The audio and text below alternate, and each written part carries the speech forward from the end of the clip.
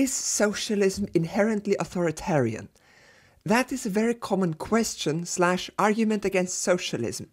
Among rightists like libertarians, small government conservatives, or even anarcho-capitalists, you will very often find that socialism is bad because socialism is authoritarian, which inherently makes it less free than whatever their political goal happens to be. So let's examine this. This is the definition of socialism: a political and economic theory of social organization which advocates that the means of production, distribution and exchange should be owned or regulated by the community as a whole. As you can see, it says nothing about authoritarianism. Matter of fact, you can have an economy which completely follows this definition without having a government at all. That's something anarcho-communists could have told you before. So there, the answer to the title is no. You can have socialism without any authority, therefore it is not inherently authoritarian. Thanks for watching, make sure to... But wait. If socialism isn't inherently authoritarian, then why is it that every single historical example of socialism featured an authoritarian government? Is there something about socialist ideas that made these governments be that way? And how can we be sure that it won't turn out this way again if we attempt socialism one more time? The rightist argument goes that every time socialism was tried, it turned authoritarian, which is a bad thing. And because of this precedent, we shouldn't even try to achieve a better society, because if it happened then, it could happen again. So in this video, we'll analyze why those countries turned out that way, and whether it is really the inevitable result of socialist ideas. In order to make this video make sense, I need to complete the impossible task and define what I mean by socialist country. This definition allows for a lot of room for interpretation. For example, in the Soviet Union, the state owned the industry. Does that follow this definition or not? Does the state represent the community or doesn't it? And what about Yugoslavia, which had socialist businesses in a market environment? What about modern-day China? Is that socialist? The answer is, that depends on who you ask. Oftentimes, socialists will include or exclude different countries based on their personal opinions about those countries. For example, many anarchists consider the USSR bad, so their definitions of socialism don't include that country. Matter of fact, some anarcho-communists say that true socialism cannot exist with the government, so they flat out deny that there has ever been a socialist country or that there ever can be one. It would be really easy to argue that real socialism hasn't been tried yet, but the 5% of my audience who are rightists hate this argument, because it dodges all of the things they have to say against past attempts of socialism. And I don't want to dodge anything here. I want to engage with the argument to the best of my ability. For that, I'm adopting the opposite view. For the purposes of this video, every country that ever called itself socialist will be counted as socialist nation. Yes, I'm aware that by that definition, Bernie Sanders is a socialist, which my leftist audience knows why this may not be the most accurate assertion, but whatever, this is our definition. This means, for this video, I will count the Soviet Union, China, North Korea, the entirety of Eastern Europe, as well as much of Africa and South America, as socialists. Depending on the time period, of course, there is no socialism in modern-day Eastern Europe. Looking at those countries, we can see a lot of authoritarianism, secret police, one-party states, centralized bureaucracies, dictators and gulags. Truly Orwell's nightmares. Except Orwell frequently reported people to the secret police, so Orwell's dreams. So, why is that? Why is there so much authoritarianism? That's what this section is about. For now, I will only explain these arguments and ideas. The counter-arguments will come later. There is the idea, especially online, that socialism is inherently authoritarian because socialism uses a centrally planned economy which inherently promotes a rule of the few over the many. All examples of socialism had decentralized economies. So the argument goes that therefore socialism is inherently authoritarian. So reason 1, centralized economies are inherently authoritarian. You may have heard about Terry Eagleton's book titled Why Marx Was Right. I definitely recommend it since it's a nice 21st century look at the past, present and future of socialism, and the entire following argument is borrowed from it.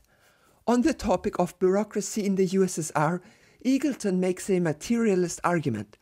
The theory is that to reach socialism or communism, you need the people to have a lot of materialist things, like coats and shoes.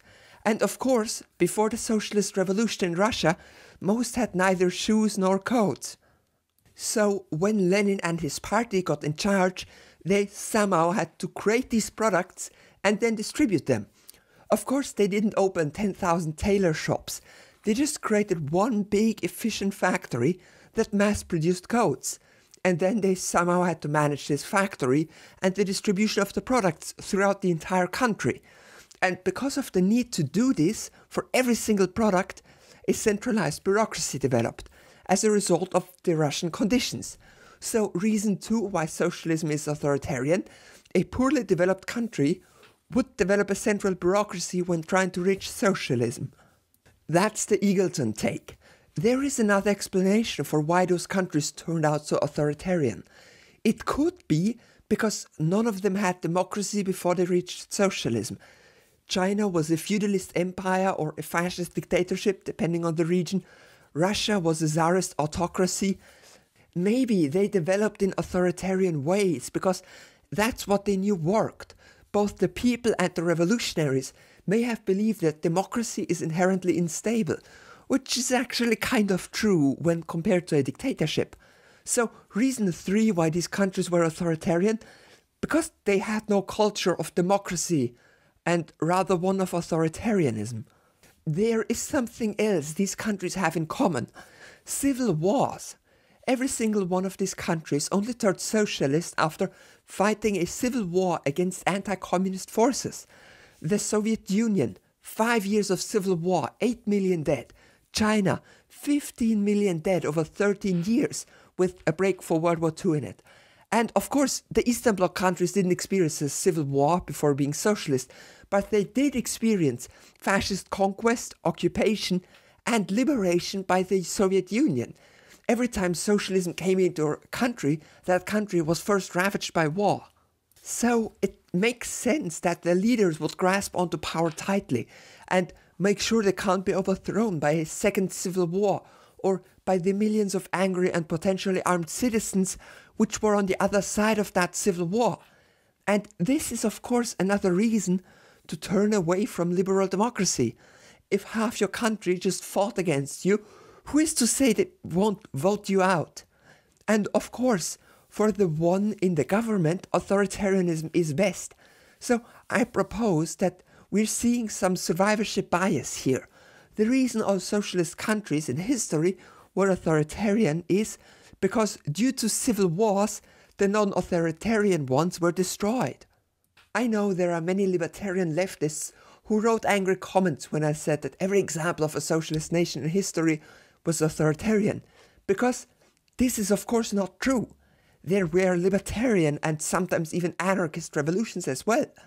The idea that all socialist states were authoritarian is a widespread myth. For example, Magnovia, aka the Free Territory, an anarchist region in modern-day Ukraine, which was fighting for their goals around the time of the Russian Revolution. And they were the opposite of authoritarian. They really hated the Soviets, which is why they were eventually attacked and conquered by the Soviet government. Then there was the Confederación Nacional de Trabajo, aka the National Confederation of Labor. It was a faction in the Spanish Civil War, an anarcho-syndicalist one to be exact. And of course there was the Kronstadt Rebellion, yet again in the USSR. I would need more time to pay any of these the respect they deserve, so I will leave it at this. Just take it that there are definitely examples of socialist revolutionaries who are not authoritarian and who are committed to the ideas of anarchism. This is also the counter to the idea that as soon as you have revolutionaries take action, they will turn into evil dictators and not give up their power, because the leaders of these revolutions didn't do that. But these libertarian revolutions have something in common. They all stopped existing within a few years. There are many different explanations and leftists love arguing about it, but there are some possible reasons. Maybe libertarian leftist ideas are just not capable of winning in a civil war. They may be better for the people living in them, and in theory they definitely are, but in praxis they are quickly crushed by fascism or more authoritarian forms of socialism. It's easier to win a war if you attack civilians and force conscript people, neither of which libertarian socialists would do. This could lead to them being destroyed by fascist counter-revolutionaries. For this reason, many still support the Soviet form of a revolution, despite more liberal and kind of better forms of socialism existing, because no matter what you think about the USSR, the strong state and large army kept it safe. Of course, you could also say that it wasn't the fault of liberal politics that these libertarian socialist revolutions failed. They were up against insurmountable odds in every instance, and this is true. And maybe the next libertarian socialist revolution will be more successful. Personally, I would want it to be. But historically, it kinda looks like that because of the civil wars, libertarian socialist countries, communes, whatever, failed, and that only the strong, centralized, and tightly controlled ones survived, which is what survivorship bias means. So, reason for why these countries were authoritarians, because they had to be to survive.